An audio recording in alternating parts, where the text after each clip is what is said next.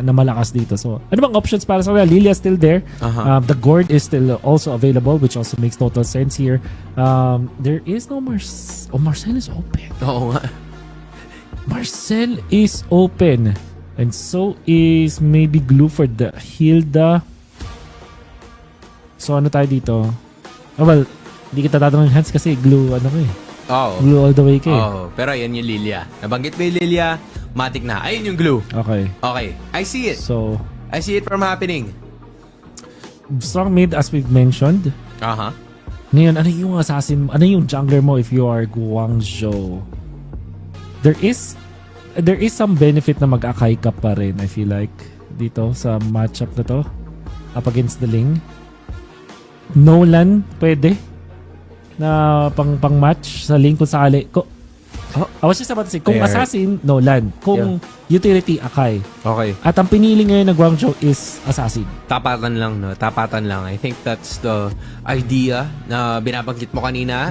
For everybody who has missed the start of the broadcast, Wolf was pertaining to 4 different assassins na ngayon, since nasa assassin meta naman na tayo, we can definitely say that the Nolan and the Ling have spiked up completely na sila yung madalas na pinaprioritize ngayon. Pero para sa Team Falcons, they've added a little bit more ingredients to the dish na hindi natin masyadong nakikita. Yung Brody and of course the Diroth, which were the first 3 picks, which is a pleasant surprise para sa Pilipinas if you think about it, because you don't usually see it as much anymore. Pero sa ngayon, magiging maganda ito para sa Team Falcons. Early game should be under our control and just some really good animations para umpisahan ang ating ikalawang laban ng araw na ito. Another best of 3. The winner gets to stay in the upper bracket and the loser will have to go down the lower. It's Team Falcons Philippines kontra sa Guangzhou Gaming. Maganda yung dalawang pangkat dito ni Exing. That's not something that Falcons should give freely. Laking bagay. I mean, it looks very small, but I believe that all of the mid laners out there, yung bagay na nakapagpakat yung dalawang beses. Ito na, the strength of the Guile, Diroth. Wala muna si Gon Freaks. Si Guile muna. Mas recency bias eh. Recency bias. Oh my gosh, nga pala. Ang sakit. Ang para grabe kinauwi agad. Para sa mga hindi pa nakakuha ng mga Street Fighter skin might as well, kunin nyo na yan.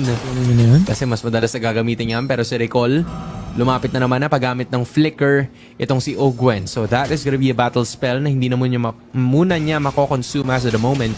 And Kyle, on the other hand, ito na yung babad na plano talagang gawin ni May. As per usual, Guangzhou Gaming is doing the right things with the kits that they have. It is important na medyo pigilan itong isang Ling.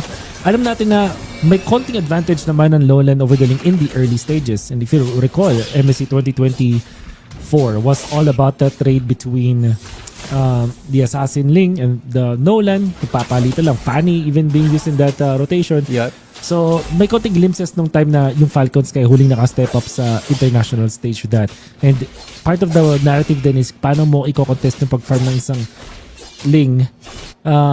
But you do have the advantage as the Nolan. Mas mabilis kang konti. However, with the meta that we have right now, alam natin na madaming options yung mga junglers kasi malakas na yung gold na nakuha mo from the green camps. Now, the first turtle has finally appeared. Si May na naman nakal na malaratagan, pero babawi naman paunti-unti. It's gonna be a first blood in favor of Ogwen. A double kill para dito kay Recall. Isa-isa natatapyasan ang mga members dito ng Team Falcon. Si Kyle has to back away, pero napababa siya ng biglaan. A major blunder para sa simula ng Pilipinas as Guangzhou Gaming gets the first win in terms of the team fights. 4th pick na Zushi. Nakita natin na sobrang tindi nung ambag niya dun sa labanan. Masyadong dikit-dikit din ng mga members ng Team Falcons Philippines, but also Nolan was blowing out yung kanyang mga nakalaban na nakatapat ng sobrang bilis na napatay agad din si Flap. Big misstep coming out ng Team Falcons. I'm actually surprised na 600 gold lang inilamang dito ng Guangzhou Gaming after that kind of decisive win sa first turtle fight. But that is still a massive victory in the end. I would say na dahil din siguro sa ang napatay nitong si Kyle, walang iba kundi yung jungler din nung kabila. So, kahit paano medyo napigilan yung scaling talaga ng todo. The shutdown gold might have been there as well. So, Kyle needs some more room para kahit paano ay makabawi-bawi siya dito sa laban na to. He only has the orange buff as of the moment. Both Ogwen and Achi have been protecting yung kanyang purple buff para mas makapag-engage siya ng malinis over the next few team fights. And Guangzhou Gaming right now 4-1, tila sinorpresa nila at ginulat nila. Just incredible positioning na nagbula dito kay Xing, and I think he's gonna be continuing that kind of pacing knowing na gumana yun para sa kanila kanina. Guangzhou Gaming knows how to operate itong kanilang Nolan at ganun din yung kanilang Zushin. Even the Hilda is playing so well. So a trio made coming up from Guangzhou Gaming paying dividends so far. And Modi na nabigyan ng isang mahirap na task up against the Dairot, na lagpasan na niya yung laning stage at ngayon nag-lane na siya sa may gitna. And actually helping his team out, erasing yung innate na lamang ng isang Dairot over this Esmeralda. Kailangan talagang dahan-dahanin to sa ngayon ng Team Falcons. Nabanggit ni Wolf kanina na may kaukulang kalamangan talaga itong si Recall upon the early portions of the game kontra dito kay Kyle, but eventually the damage is gonna be effective pag medyo tumagal na yung ating sagupaan. So Team Falcons, not like the ones that they were doing kanina. Medyo mabagal yung laro natin ngayon. They aren't really forcing any sort of engages, pero ito na naman si Sai. Speaking of which, andun na naman si Super Marco. May's gonna be doing the same. Nakapag-flicker na Super Marco, so that is gonna be another battle spell consumed. Naiipit doon sa itaas itong si Ogwen. Parating na rin itong si Xing at tila hindi yata sila naging ready sa sitwasyon, which is gonna be meaning na magkakaroon naman ng extra takedown, and Marco might be coming up next at siya ay mabubuhay pa! But yes, he's still gonna be able to take one down. At napaganda pa yata yun ang bahagya kasi nakakuha din tayo ng pagong. I think this is overall gonna be favor Team Falcons. Nakita naman natin sa overall gold na natapyasan din yung lead na meron ng Guangzhou Gaming. But still, not a bad fight for Guangzhou Gaming. Especially kasi nakakuha ng kills doon si Isai. And I'm actually surprised that Ogwen pop the ultimate ng ganun kalalim. Ang commendable dito para sa akin is Zushin. Ang ganda ng targeting niya, spatial awareness. Paggamit niya ng kanyang ultimate, sabay disperse out with that flicker para walang extra punish. Pero si Sai, dugong Pinoy, parang nananalaytay eh. Naramdaman niya, kailangan ko itong ibira eh. At yun na. Grabe, kakagising pa lang ni Marco, binanatan agad sa may top lane. Tol, hindi instant replay yun para sa lahat ng mga nanonood. That was legitimately happening. As soon as matapos yung instant replay, Marco is off to a 1-2-0 start. Parang aware yata yung Guangzhou Gaming na saan niya manggagaling yung damage in the early portions of the game. Pero ngayon babanat sila. Falling Summon's gonna be utilized as well. Under naman yung Black Shoes pero hindi pa pinapop off ito si Haji. Instant flicker na naman ang kanyang gagamitin, forcing May to finally go down. It was an outplay that has worked para sa Team Falcons but not at the loss of a battle spell. Massive blowout ulit mula dito sa Guangzhou Gaming. Gagamitin din ulit ito kanilang Zushin sa may top lane. I'm actually surprised how often sila umiikot dito sa may top lane. Talagang hindi pinapalaro itong si Brody. Super Marco 1-2-0 Championship Brody. Nakita natin ngayon ay pinapahirapan din sa may top lane. Harit is a very scary hero in this board state para sa Falcons. And the reason why I say that is meron siya kasing way para mabypass yung Ling. Meron siyang pang-kill dun kay Ling, kay Brody kung sakali. Hindi ganun ka one-sided. Hindi talagang favored yung matchup sa kanya, but there is always a chance. If you play and pilot this Harith properly, pwede ka talaga makakuha ng magandang late game dito para sa Guangzhou Gaming. Yup, and now they're gonna be transitioning papunta dito sa susunod na pagong. 1-1 ang ating talaan sa major objective na yan, pero lalabanan nila itong si Xing na napagamit na naman ng kanyang Crimson Beacon pero mawawala si Flak ng biglaan at si Recall na naman na makakuha nitong pagong pero mawawala itong si Xing. Mukhang papalag na sila completely as Muddy May is gonna be going down as well. It's gonna be a 2v4 situation at yung nauna na namatay para sa Team Falcons ay nabaliktad nila completely. Now, they're gonna be setting their sights patungo dito sa gitnang tore. They've tried to push. Ang ganda nung ginawa doon ng mga members ng Guangzhou Gaming. Pero mas maganda yung pinakita ng Falcons. This time, identifying Zushin was the problem. Kailangan yung unang mamatay dito is the Zushin. At hindi na makaka-dire-diretso ng team fight ang side ng Guangzhou. And in fairness with Falcons, if they target properly, katulad nung ginawa doon ni Ogwen na may nasakyan agad siya. Yung Brody with the link and of course yung damage output ng isang Tyroth kumakanayan. May konting synergy ang Dyroth at Ling. Hindi pala konti. Mataas ang synergy ng Dyroth at Ling because of the minus armor. One of the oldest plays na yan in the book. Na-combo yung Dyroth with the Lancelot and the Ling. It also was the combo back when nag-champion ang Falcons, then AP Bren ng World Championship. Meron talagang Dyroth plus Assassin doon. Xing ang kanilang magiging target. Parang yun yata ang formula towards success. The flicker is still not present para dito kay Ogwen, kaya mukhang hihintayin muna nila yan sa ngayon. It's gonna be a potential attack mula dito sa Team Falcons, pero instead si Flap ang inabangan and he's gonna be the one going down bago lumabas itong pinakaunang pagong Guangzhou Gaming with a lot of surprises in this first match kahit natablado na yung lamang natin pagdating sa gold. Falcons have already recuperated. Kailangan na ngayon ma-utilize itong kanilang Brody. Not sure if magsistick sila sa ganitong playstyle na inaalay talaga nila si Flap. It works right now pero I don't think it will work later on. Uy, napatempe sa blades na. Para lang sana makaalis doon sa sitwasyon na yun. So wala siyang ultimate. Kailangan pa maghintay ng cooldown bago lumabas itong susunod or bago sila sumugod dito sa susunod na objective which is going to be the Lord. Kaya naman mabilis na rumes po yung Team Falcons. Medyo umaalalay sila ng konti pero ganun din naman ang ginagawa nitong Guangzhou Gaming. In fact, Modi is already there. But who is gonna be landing this first major objective towards their side? Fairness with this rotation malaki lang ganun kabilis. Actually, prompt some reactions coming up from Guangzhou. Nung ulan na nagpakita dun sa my bottom lane. Malaking prompt to para sa Falcons. Alam na natin mabilis maglakad ang sa Nolan but there's a lot of information being given para sa Falcons. Pwesto na rin sila dito malapit dun sa may left mid bush. Dinadaan nila to. It's gonna be May again ang unang magpapakita. Mabilis na biniblitz, biniburst down nitong Lord. Andun naman si Ogwen pero siya ang unang mamamatay. It's gonna be Kyle waiting for a final time to strike. Sino ang kanyang unang hinahanap?